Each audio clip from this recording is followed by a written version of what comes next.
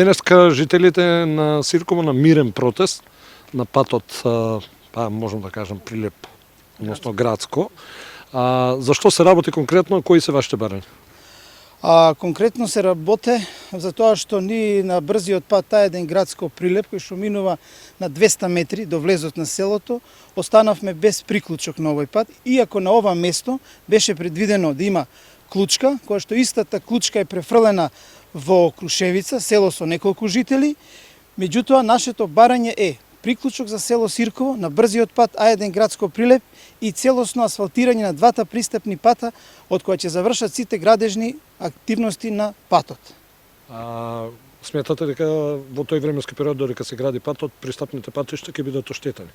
Да, веќе оштетите се видливи веќе, како веќе се движиме по патот, ние веќе и ги бележавме првите испукнатини на патот, посебно на овој пат сега кај што се наоѓаме, а на другиот пат веќе имаме и големи дупки, каде што е пропаднат асфалтот од користењето на механизацијата тешка.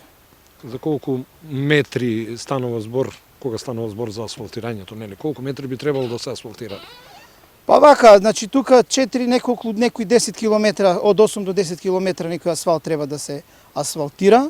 Меѓутоа, тоа не значи дека ако останеме без приклучок, дека ќе дозволиме и да се користат овие два пристапни пата. Значи, пристапните патици ќе се користат доколку добиеме приклучок. Доколку не добиеме приклучок од страна на надлежните институции да ни излезат у пресред, ние ќе ги радикализираме нашите протести, што значи блокадите ќе продолжат, ќе ги префрлиме и на магистралниот пат доле Градско Прилеп, кој што е веќе на 3 километра од овдека, со неколку часовно дневно блокирање, но меѓутоа мислам дека до тоа нема да дојде и не би ни требало да дојде, за тоа што има луѓе кои што ги знаат придобивките кои се за Сирково, општо и за населението, за приклучокот, така да нема да дојде најверојатно до тоа.